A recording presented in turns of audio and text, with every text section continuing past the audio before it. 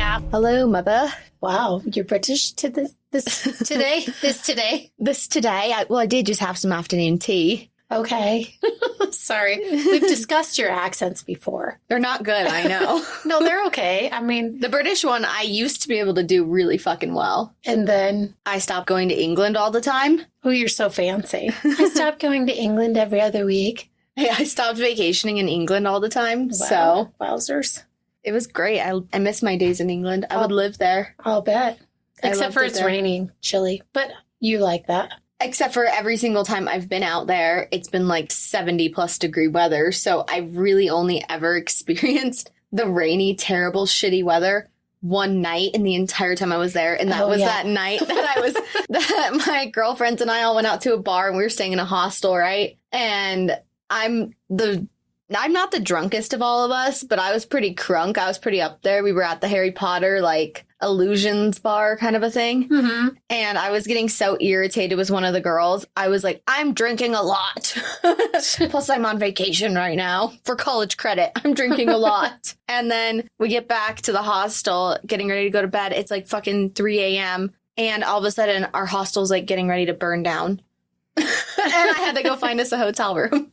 In the rain. In the rain. Yeah, at 4 a.m. Yeah. I'm walking around fucking London with my eye mask on my head, going to go find a vacant hotel room for all of us, or vacancies, I should say, for all of us. Yeah. That was a fucking time to be alive. Nice. I told everyone, not everyone, I told these creepy guys on the tube, I was like, my name's Kylie, and that's Courtney, and that's Kim. Jeez.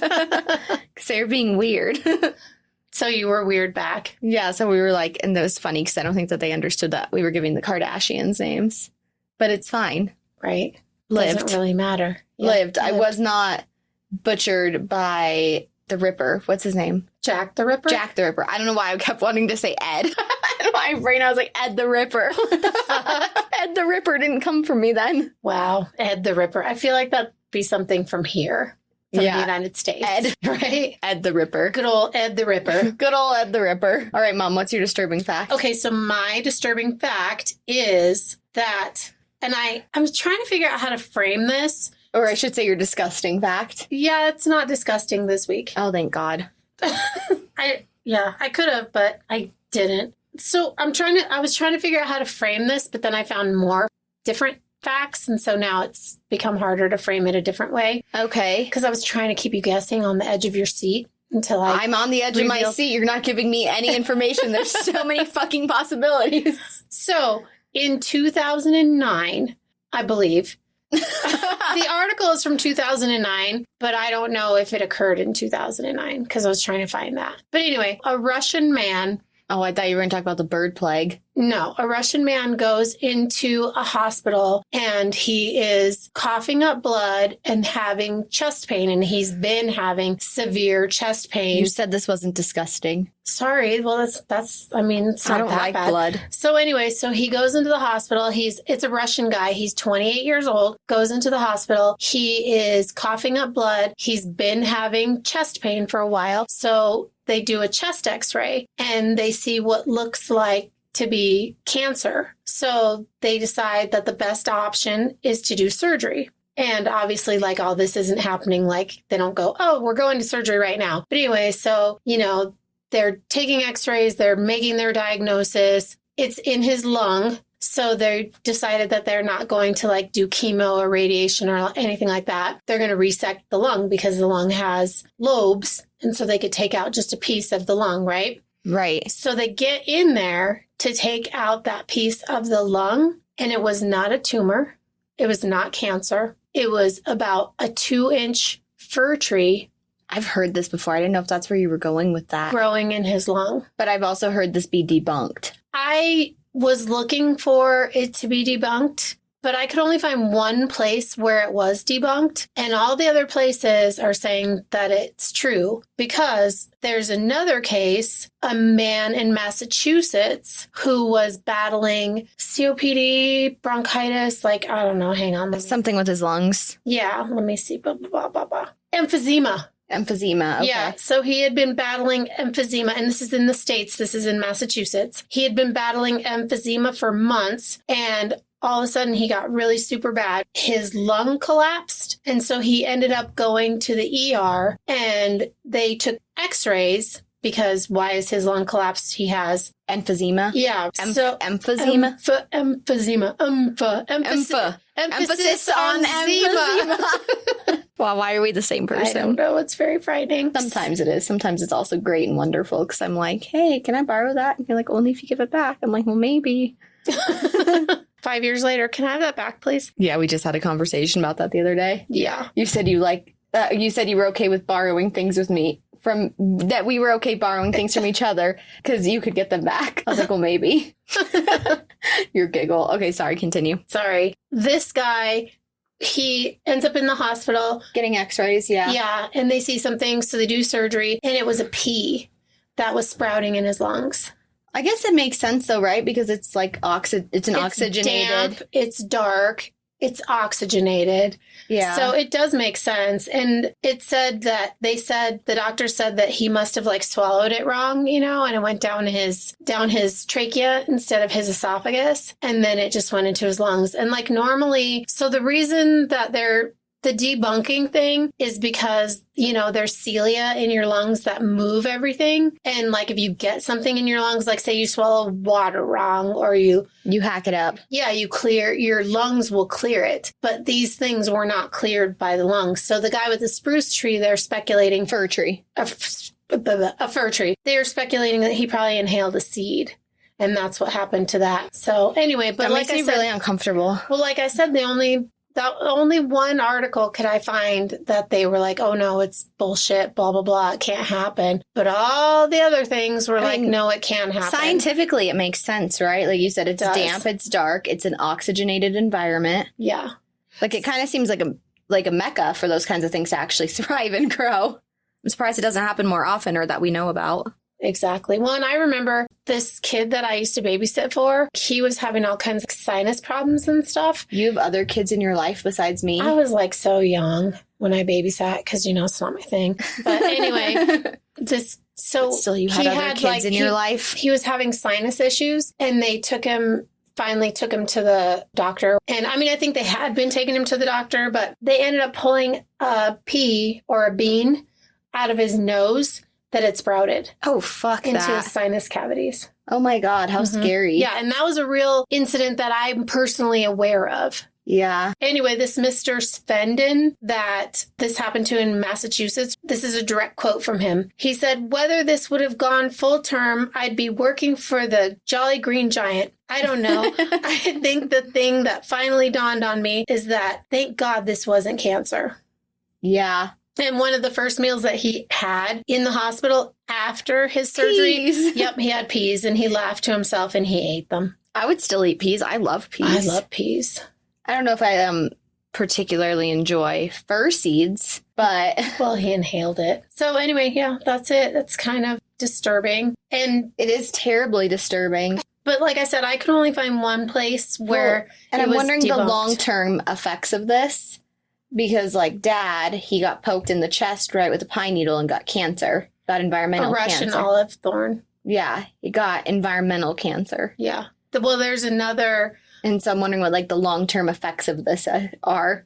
But I guess they haven't said... There's been no updates in the cases. There has not been any updates in the cases. Well, and then there was another one where a lady got stabbed with the same thing as your dad, kind of. And it was just like a 5-inch splinter that they had to pull out. But that was when I was going down the rabbit hole of trying to like figure out whether it was true or not. And so then all these stories about people getting punctured in the chest and having something in their lungs. But these were the only two that I could find that were inhaled, an inhalation of something that grew inside the lungs. And only the one article said, no, it's bullshit. Okay. Well, I mean, it makes sense. Mm-hmm. It totally makes sense, scientifically, that could happen. It does. So anyway, that's my disturbing fact. I like it. I wonder what's happened inside my lungs. I don't know. How many things have I swallowed wrong in my lifetime? 1 billion. Right. Well, and also it's known that like mold spores can grow in your lungs. Yeah. That's why like people that have black mold in their houses and stuff can die because the spores start growing inside their lungs. That's so scary. It's so scary. I don't like why that can't at all. A tree grow or a pea? Yeah, a tree or a pea. Mm-hmm. Either one. That rhymes. A tree or a pea. Either way, man. Man. So what do you got for me today, sweet child of mine? Yeah, the only child in your life. Yes. It better be anyway. That's when you're talking about this other kid. I'm like, who? Who's this other child? Yeah, it was. I'm the only child in your life. It was my life BD before Daphne. Yeah, we don't talk about that life. There's BD and AD. And now I have ADHD. What does that stand for? After Daphne, holy damn. Holy damn. I like it. After Daphne, holy damn is the phase we're in right now. The stay-at-home daughter phase. I love it. Well, somebody's got to do it. Yeah. Okay, so I have the murder. I offered to take you to work with me and train you how to do my job so you could do my job and I could stay home. Yeah, but then you'd have to do my master's degree.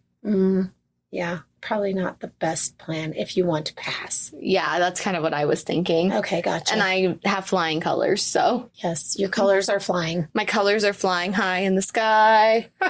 Drinking some fine wine. Okay. I know you hate wine. Okay, this is the murder of...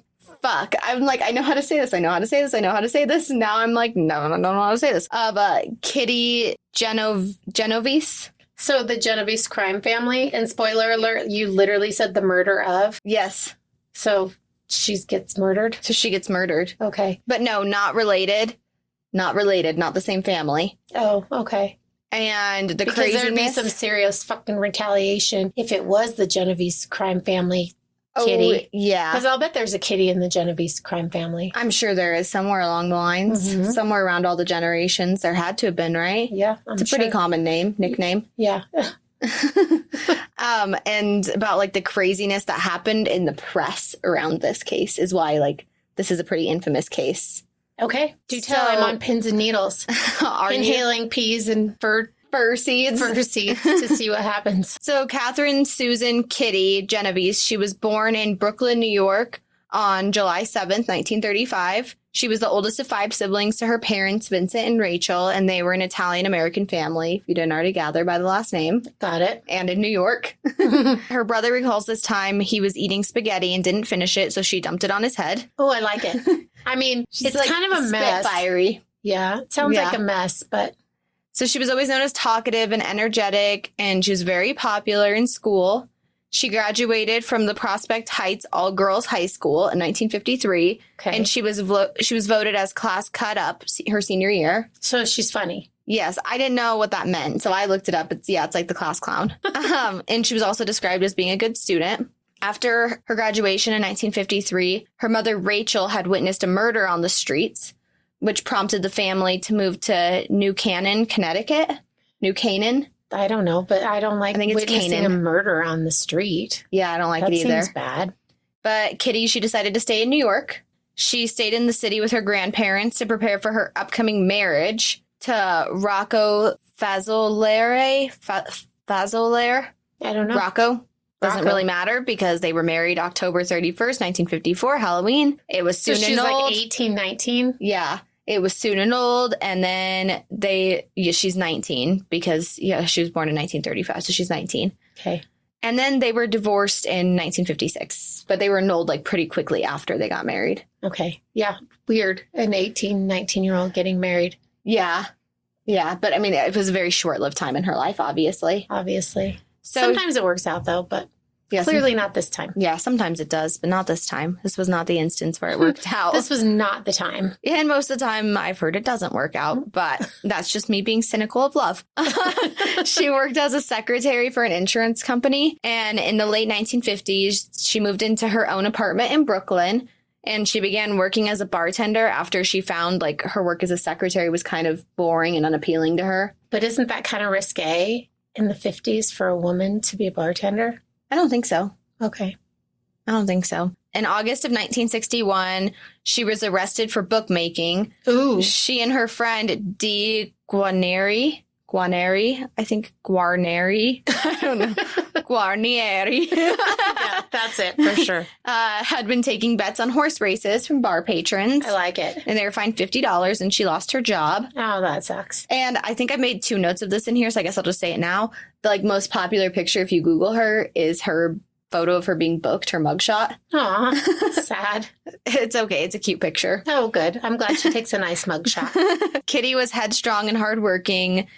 She soon found a job at Eve's 11th Hour Bar in Hollis, Queens. She eventually became the bar manager, filling in for the absentee owner. That's cool. She was extremely reliable and had a very positive attitude, which was reflected in her salary. Nice. She made about $750 a month, which was about $6,800 in today's money. Wow. Yeah. And she was saving this. So she was rolling. Yeah. She wanted her like lifelong goal, her dream was to own her own Italian restaurant. Or So balling. she's balling. She's hustling. Yeah. She's hustling. No cap. She wanted to open up her own Italian restaurant. So she's saving like towards this goal of hers. Mm-hmm. And on March 13th, 1963, she met Mary Ann Zylonko at Swing Rendezvous, which was an underground lesbian bar in Greenwich Village. Okay. So is that why her marriage didn't work out? Because she was A lesbian, lesbian? because she was in the closet. That's what I was going to say, because she was in the closet. Mm-hmm. Or she just didn't know. Well, I didn't actually include this part in here. I did include what Mary had to say later about it, that she like really loved her, but she said that she felt like Kitty was like not totally comfortable with her sexuality. Mm-hmm. So I don't know. I don't know if that's why it didn't work out. In this documentary, which I bring up several times, but I like talk about it more at the end of my notes down at the bottom. Mm-hmm. Just given the nature of like the documentary, it fits better at the end of what we're going to be talking about. Gotcha. Towards like all the press stuff. But her brother tried to talk to the ex-husband, to Rocco, and he was like, you know, I respected Kitty and all that. He's like, but I would respect if my life would remain private. Gotcha. So we don't really know. He said know. his life with Kitty will always be a mystery, is basically what he said. Alrighty then. The intrigue. So yeah, I know, right? That makes us want to know more. I think I know this story though, now that but that's okay, because I don't know the deets. Okay, it's pretty fucking crazy. Well, then maybe I don't, because I don't remember it being crazy. I just remember it being random. But anyway, we'll keep going and I'll tell you. Mary and Kitty, they like fell pretty fast for each other. They decided to move in together. They found an apartment on the second floor of a 2-story building called the Tudor, next to the Long Island Railroad in Kews Gardens in Queens. Mm-hmm. On March 13th, so this is like a year after they met, right? 1964, Kitty was returning home from work around 2:30 a.m. I am. 2:30 a.m. when she was approached by a man with a knife. So she ran towards her apartment building's front door, which I'm going to post pictures of this map because it makes a lot of sense. Okay, Dora. Can you say map? She ran towards her apartment's front door, but the man grabbed her and stabbed her. And she started screaming, you know, I'm being stabbed. Help me, help me. I'm screaming at the top of her lungs. Aw, poor Kitty. I know. A neighbor in the Mowbray apartment complex, which was like right across Austin Street from them, from her apartment complex. Okay, setting it up in your brains. The Mowbray is across the street from the Tudor and like tucked behind, but there's like a parking lot, but in the same area is that train station. Okay. Of the Tudor. So the Tudor is like next to this train station, right? And across from the Mowbray. Okay. A neighbor, his name was Robert Moser. He was in apartment 715. He screamed out after he heard Kitty screaming and yelled out his window to leave the girl alone, which made the attacker flee. Good. So Kitty then crawled towards the backside of her apartment building, which is like towards the railroad station, towards the train station. And remember, she's like seriously injured. So she's like been stabbed. Yeah, so she's, you know, like trying to make her way there. And now she's out of view of any possible witnesses because she's around the back, like towards the entrance of her own apartment. Okay. So she was laying near the bottom of the stairs, which belonged to neighbor Carl Ross's apartment. It's like how you get up to his apartment. And 10 minutes later, her attacker came back. Oh, shit. And in that 10 minutes, when he had fled to his car, he realized that no one was going to intervene. So after a few minutes of sitting there, he changed from like his like brimmed hat, where it was really hard to make out his face, into a different hat. And then when he got back to her, he stabbed her, he raped her, and he stole $49 from her. What a fucker. Why? I don't understand why nobody comes to her rescue. I mean, I realize that probably on the backside, maybe she couldn't say anything or do anything. But the guy that yelled out the window in the first place, that's like, leave the girl alone. And he can hear her screaming, I'm being stabbed. Why doesn't that guy go out and check to see if she's okay? We're going to get into a lot of this. Because it's New York and he doesn't want to get involved. Save your bugging questions, okay? Okay. Save those regarding... Save my judgment as I sit here with my arms crossed, being all irritated. Save your judgments. So she was found by a neighbor. I don't know if it's Sophie or Sophia. One or the other. She was referred to as actually both in the documentary. Okay. Like, all the sources of her said Sophie. Mm-hmm. But Bill, who's Kitty's brother, who made the documentary, which, again, we're going to dive into, called her Sophia. Okay. So I guess we'll call her Sophia for the sake of consistency and what he called her. We could call her Soph. Yeah, we could call her Soph. Sophia Farrar, Soph. She found her on the bottom of the stairs, which again led to Carl's apartment about 30 minutes after it all happened. I think it was 30 minutes after the initial attack on the front side of the building, or 30 minutes after he'd found her again. Mm-hmm. Regardless, she screamed at the top of her lungs for someone to call the police, and they had arrived several minutes later. However, it was too late for Kitty, and she died on her way to the general hospital in the ambulance. That's so sad. It's so fucking sad. I don't like it. So the records of the calls to the police are unclear, with multiple neighbors claiming to have called the police or called friends who called the police. And yeah, so that's kind of what's happening. So people are saying they did call the police? People are saying that they did call the police. And no police came till Soph called. Soph didn't call herself, but she screamed for someone to call. Right. Okay. And then they called. Okay. So around 4 a.m.-ish is about the time that she knew who she was. Mm-hmm. The police arrived to Kitty and Mary's apartment. Marianne. Mm-hmm. The girlfriend. Yeah, well, I thought it was Marianne. Marianne. I don't know. They refer to her as both as well. Okay, gotcha. Damn, this is confusing. She's the same person, though. To inform Marianne of Kitty's attack, which led to her death. That's so sad. And around 7 a.m., Detective Michael Mitchell Sang arrived to question Marianne, who was there with the neighbor Carl, right? The one she was at the bottom of his stairs. Kitty was at the bottom of his stairs, who was consoling her with booze. Oh, and also, mind you, the way that this apartment's set up, Sophia talked about this later. She had a brief little part in the documentary, but the way that she found her was an inward opening door. And so she was at the bottom of these stairs, right, which led to this guy's apartment. Mm-hmm. But it's an inward door, so she's at the bottom of these stairs, and her head is her feet are basically on the stairs, and her head is down by the door. Mm-hmm. So when Sophia went to open the door, she hit her. Oh. Yeah. Add insult to injury. Right. Well, I mean, she didn't know she was right there. Right. Gotcha. Because it's an inward opening door. Yeah. So Detective Sang thought that Carl being there while questioning Marianne was intrusive. So he arrested Carl for disorderly conduct. Are you kidding? Nope. Well, pretty fucking wild, right? Did Carl put a big old fight? I think he was just drunk. Oh, yeah, because they were drinking to console themselves or to deal with what had just happened. Yeah. So he also knew that Kitty's body was found at the base of Carl's apartment. And at some point later in the day, homicide detectives John Carroll and Jerry Burns arrived to question Marianne, and this questioning turned very inappropriate, grilling her about their sex life and other just very private matters. Right, none of your business, fucker. And this lasted for about 6 hours. Just the facts. Yep, just the facts. What the fuck happened? The police questioning of neighbors led to the preoccupation with the gay lifestyle. So they were really caught up in this gay lifestyle, the police were. Yeah. Which then turned Marianne into being a suspect.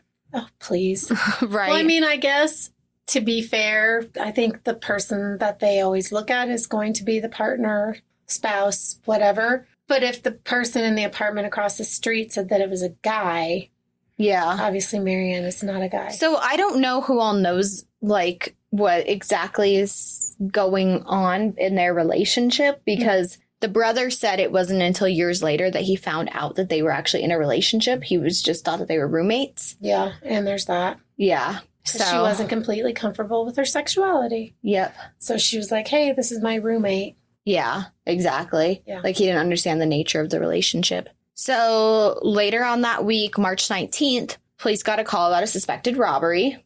And when the police showed up, they found a TV in the trunk of the suspect's car. So he'd robbed a house. Okay. And the suspect was Winston Mosley, who was arrested and taken to the station and confessed to stealing appliances on like dozens of occasions. Like refrigerators? Yeah, I guess. It just said appliances. Okay. So Winston Mosley was 29 years old, married, and had 2 sons. He was from Ozone Park, Queens, and worked at the Remington Rand as a tab operator, preparing the punch cards to use at the time mainly for data input for computers. Okay, but obviously he's not making good money if he's stealing. Right, if he's trying to be a career criminal. Yeah. But he had no record also. So he's getting away with it. I'm like, so to this point, he was good at it. So he drove a white Corvair. And A Chevy Corvair? I guess. Yes. Are those cars out of style? I have I've no never idea. heard of that. I don't know. I don't even know what it looks like. So they're probably out of style. Yeah, I think they're not now.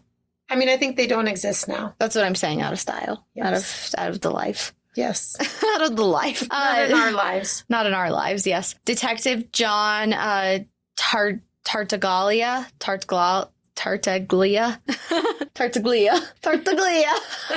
Remembered witnesses to Kitty's murder reporting seeing a white car. And when this was brought to Winston's attention, he just played coy, didn't know anything, whatever. Mm-hmm. Then Detective Tartaglia. I don't know how you say it. I like it the way that you're saying it. Called in detectives John Carroll and Mitchell Sang. And they noticed scabs on Winston's hands, accused him of killing Kitty. And he replied that, yeah, I did it. And confirmed information that only the killer would know. Okay. Yeah. So he's like, yeah, sure, fine, whatever. You got me.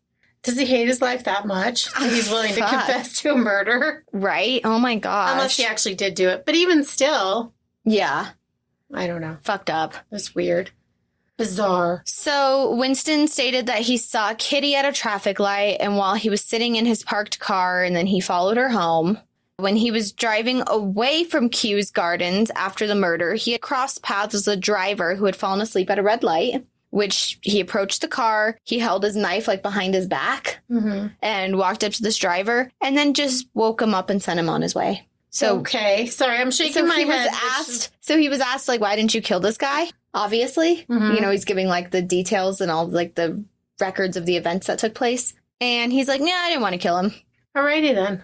Yeah. I just wasn't feeling it. He just wasn't feeling it. Okay. So, obviously he's basically victim hunting, but he didn't give any motive for the attack on Kitty. Later interrogations led to finding that he was guilty of multiple rapes and 2 other murders. Oh, geez. So there's Annie Mae Johnson. She was discussed in the documentary I watched. And then there was Barbara Kralik, and she's been listed by a few sources and the DA of Queens. So I thought I'd mention her, but she wasn't talked about in the documentary. And I don't know if it was, we'll dive into her, but I don't know if it was because she was 15 and maybe her family didn't want her mentioned in the documentary. Makes sense. But Annie Mae Johnson was a 24-year-old housewife and mother in South Ozone Park, and he killed her just 2 weeks before he killed Kitty. Aw.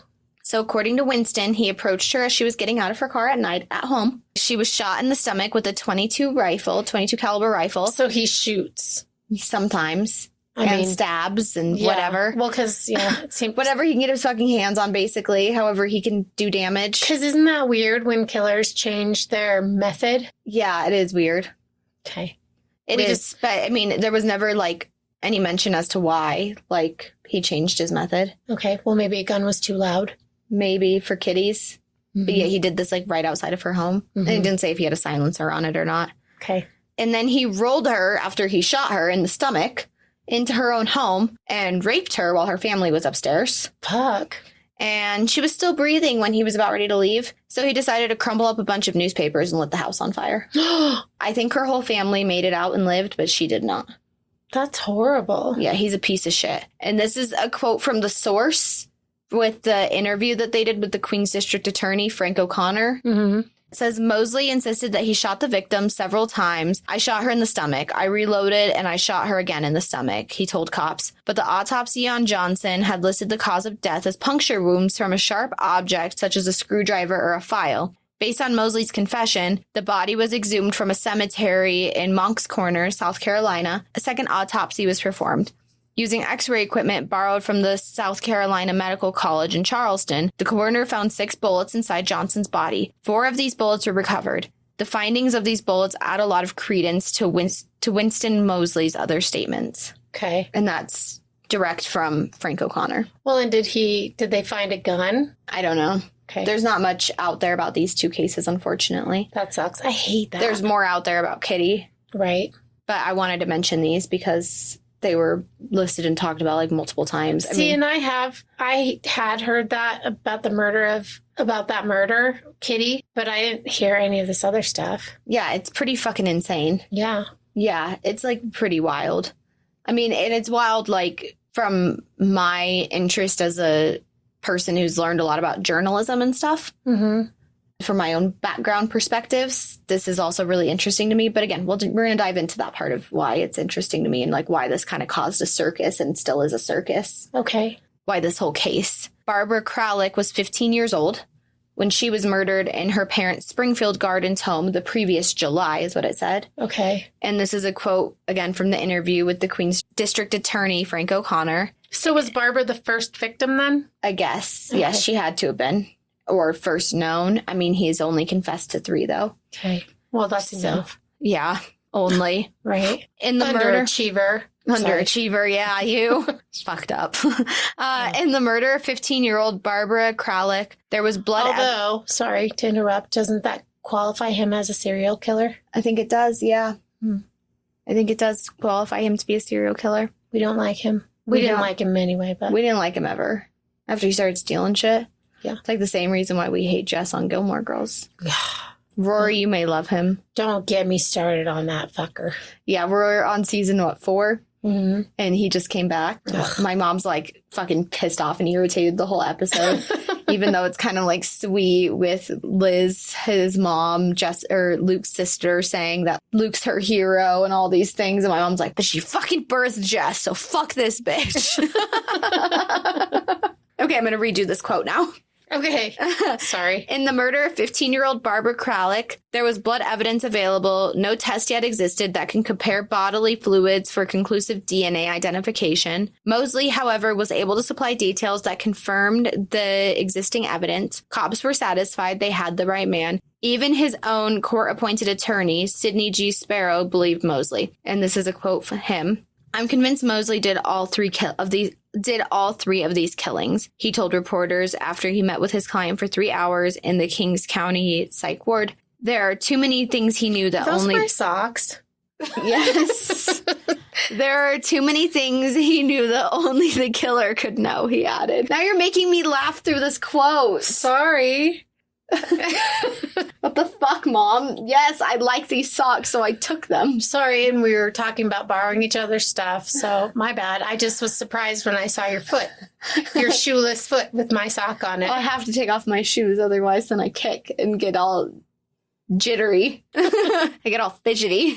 Okay, so that was that one quote. Can you start it again? I'm sorry, because I was distracted by you wearing my socks. Okay, here's a quote from a source with an interview with the Queen's District Attorney, Frank O'Connor. In the murder of 15-year-old Barbara Kralik. Was your elbow popping? It was my elbow popping. Sorry, okay. Restarting one last time. Take 4. 3, 4. 2, 1.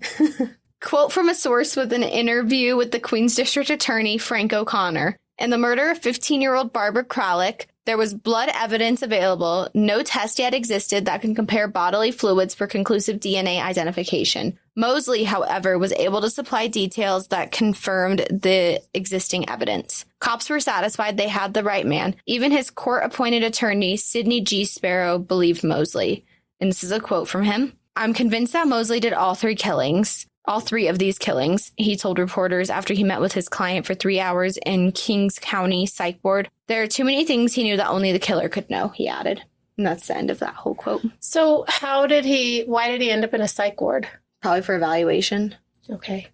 Which this next quote is kind of like an insight to. Okay. So this is from the same source. But there was more. Mosley confessed to other attacks during the nighttime expeditions, which he would roam the streets searching for victims at random. He said he raped many women, frequently robbing them in the process. Mosley admitted to dozens of burglaries, including the one for which he was arrested when he was caught stealing a television. But it was the sexual assaults that had the detectives interested, particularly the failed attempts of rape, which several women reported. Mosley, it seemed, seemed preferred sex with the dead. Dr. Oscar Diamond, a psychiatrist from the Manhattan State Hospital, performed a pretrial psychiatric examination of Mosley. He told me he got no thrill with the live women he raped, he later told the court. Well, I guess that's why he's in a psychiatric institution. See, if you would just let me continue sometimes. I'm like, I got the answers coming for you. Well, welcome to my world.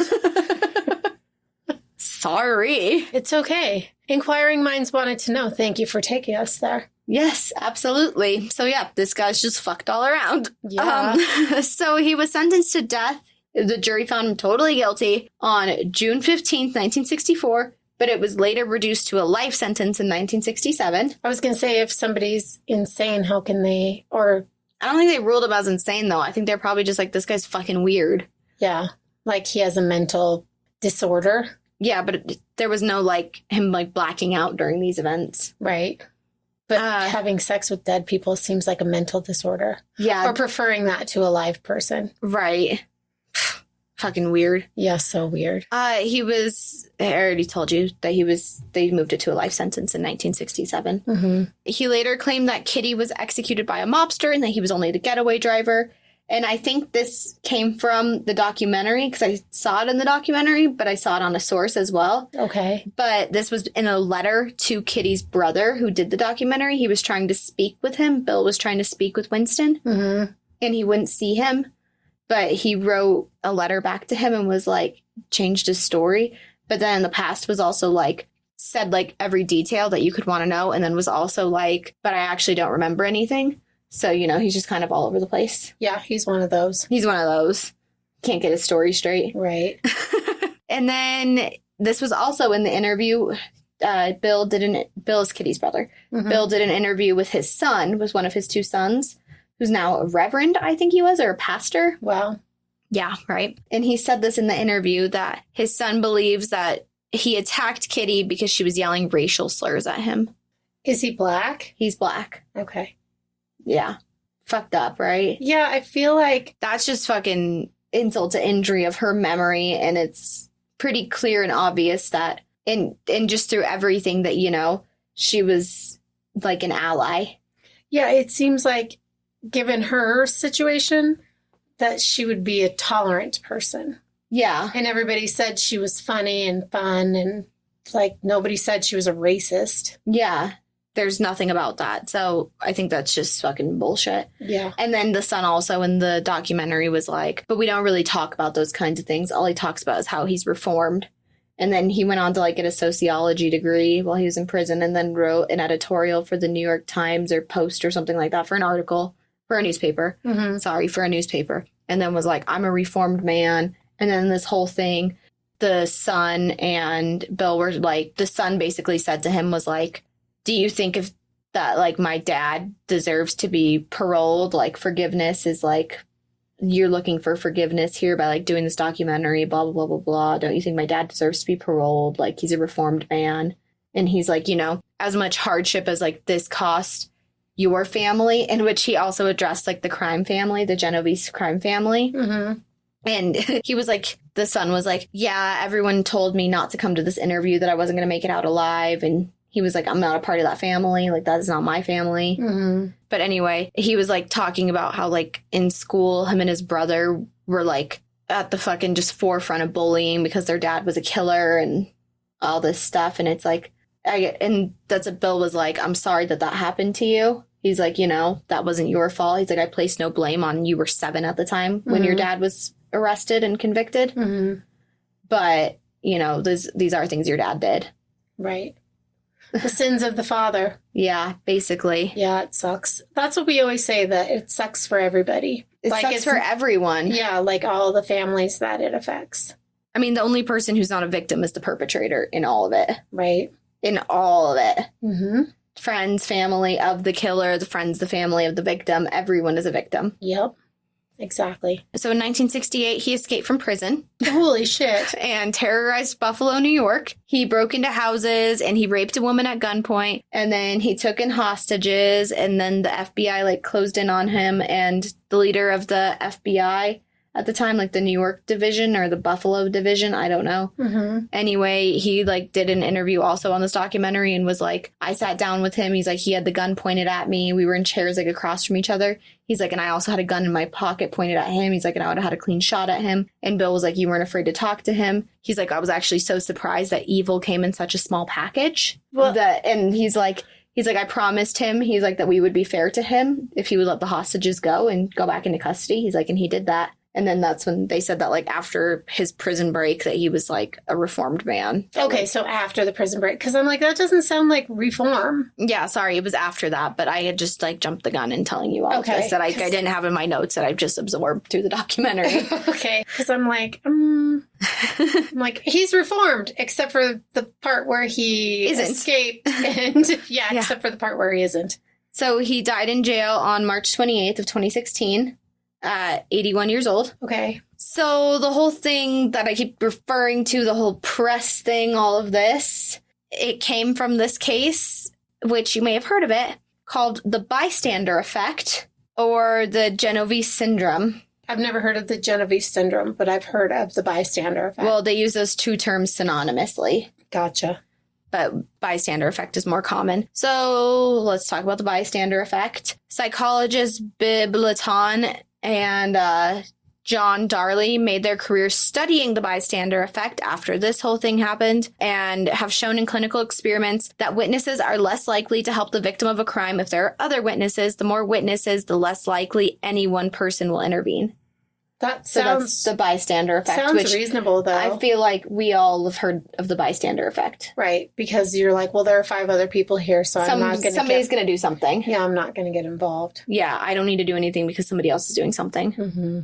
So the first article that came out about this case in the Long Island Press and the New York Times made no mention of witnesses. But then in the March 27th edition, right, we're talking like the middle of March when this all happened on March 13th. Mm-hmm. So what, like the March 14th edition or whatever, sometime really closely after this came out. Okay. No mention of witnesses. And then the March 27th story, like, really fucking shook everyone because this is how it opened. For more than half an hour, 38 respectable, law-abiding citizens in Queens watched a killer stalk and stab a woman in 3 separate attacks in Kews Gardens. Not one person telephoned the police during the assault.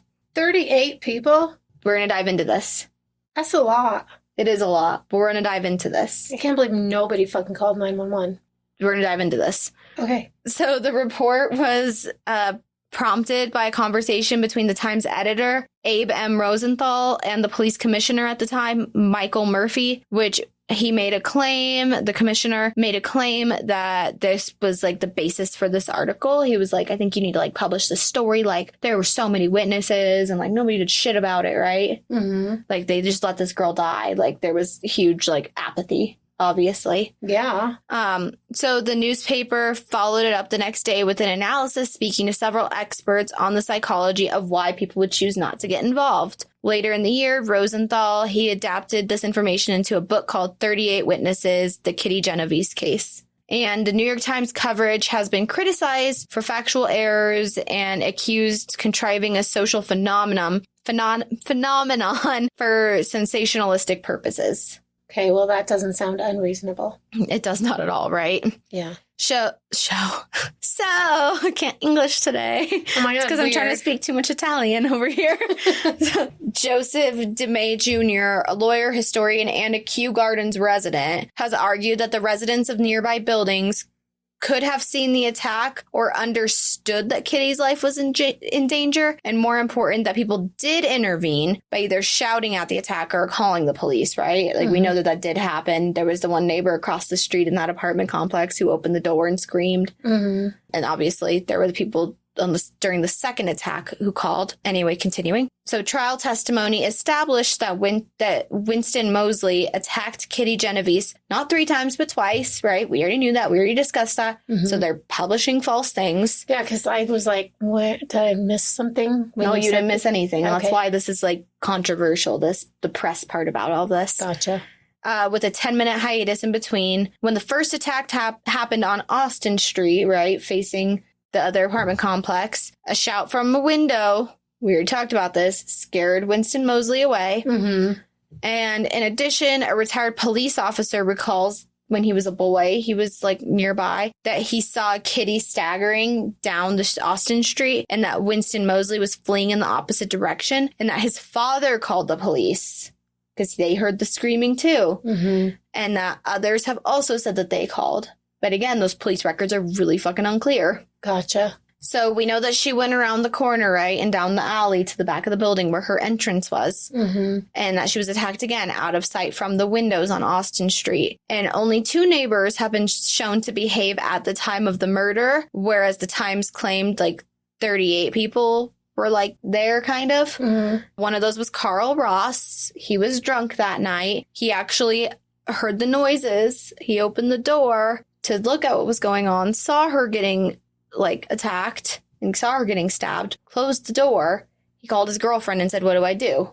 She said, "Don't get involved." Oh, geez. And after it like continued, like the attack continuing over time, Mm-hmm. he then climbed out of his window into a neighbor's apartment, which I believe was Sophia. Mm-hmm. And he called the police after hearing Sophia Farrar call, like screaming to call the police. That's when he called. Okay. And Carl's explanation said, "I didn't want to get involved," which like that became like the most famous thing about the bystander effect was like his recount of the events was that "I don't want to get involved." Mm-hmm. So the bystander effect basically all came from this case, Right. is how they established it. So despite all that evidence, though, Bib Latan, the PhD guy who I talked about earlier who studies the bystander effect, Mm-hmm. like I said, this was all inspired by these events, says that the trial witnesses could have revised their stories to make them seem more caring. He said they had a strong reason to sort their memories and say that they weren't such bad guys after all.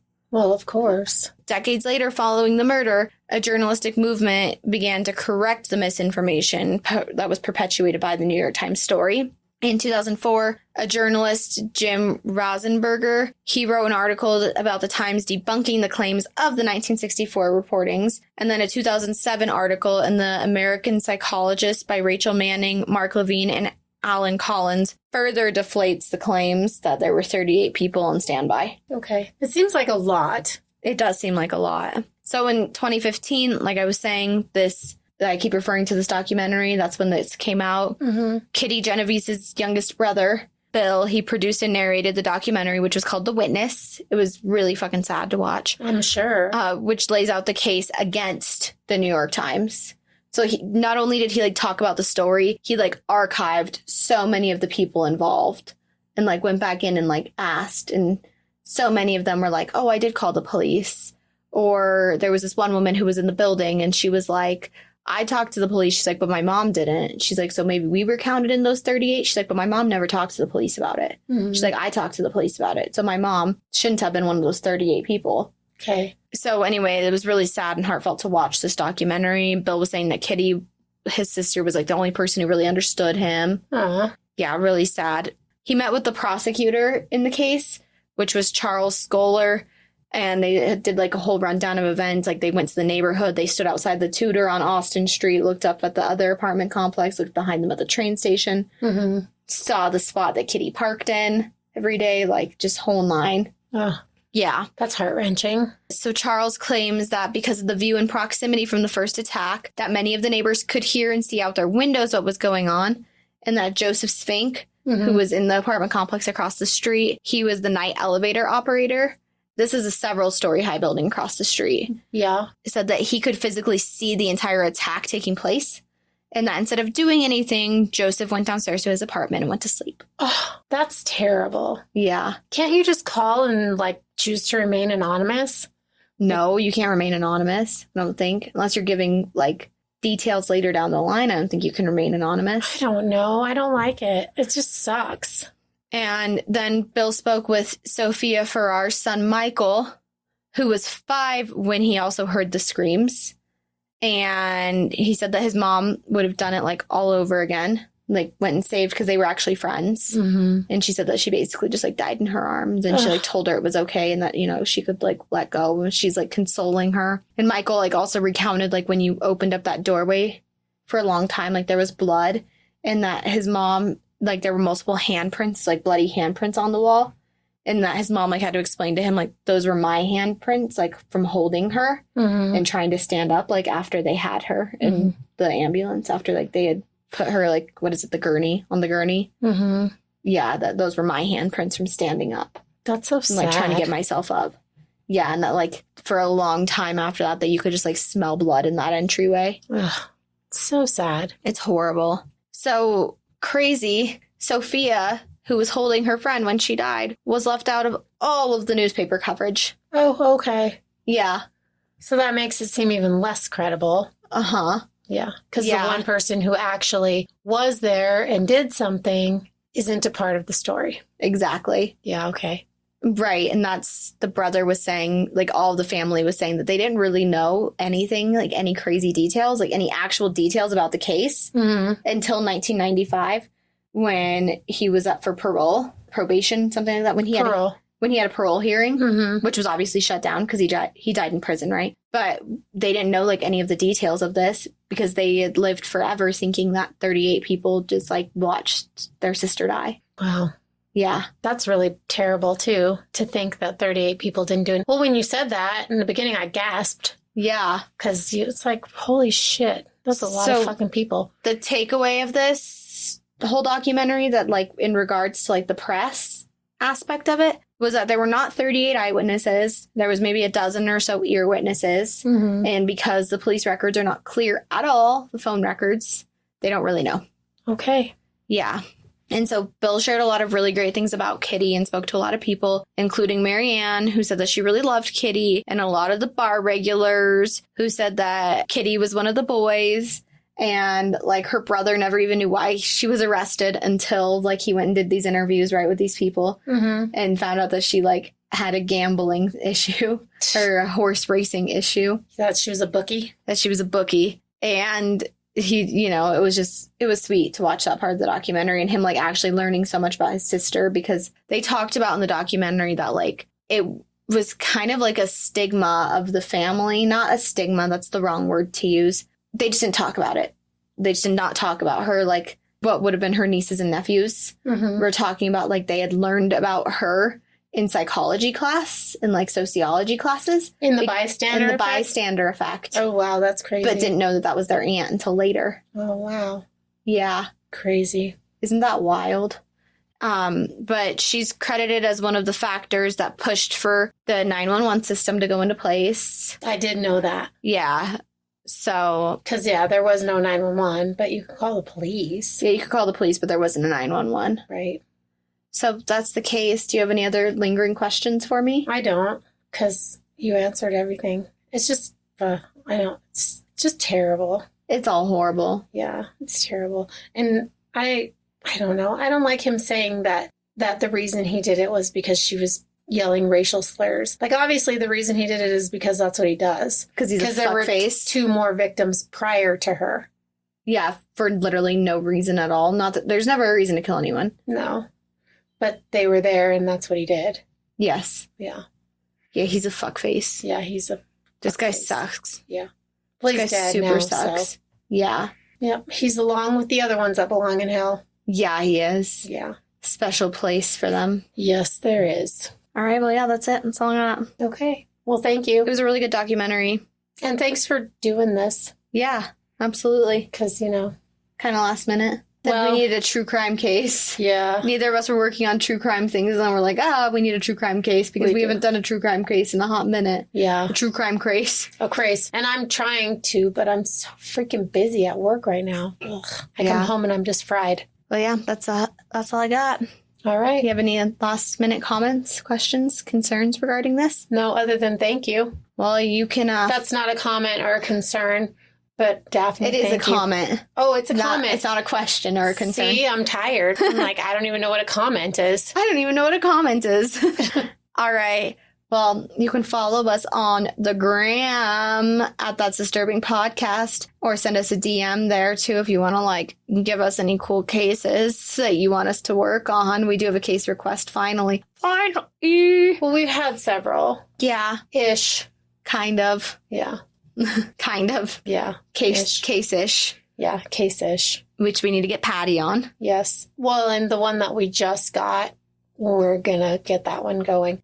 I don't know. I'm working on 2, like I always do. I'm so dumb, especially because I have so much other stuff going on. I don't know. I have After Daphne. Holy damn. Holy damn. After Daphne, holy damn life happening. Yeah. You can send us a Gmail. That's disturbingpodcast@gmail.com. Yeah, that's all we got. There's no more website. Website's gone. Website's been gone. Yeah. Kiss the website's butt goodbye. Aw. But you kept the domain name. I did keep the domain. It's still us. Yeah. It's still us. It's still us. We're still disturbed. Yes, we are. All right. Well, thanks, Steph. Much appreciated. Yeah, this was a sad one. But Yeah. the documentary was really good. I think it's on Peacock, but it's on YouTube also. Okay. Called The Witness. The Witness. The Witness is great. You guys should watch it. Okay, that's all. Bye-bye.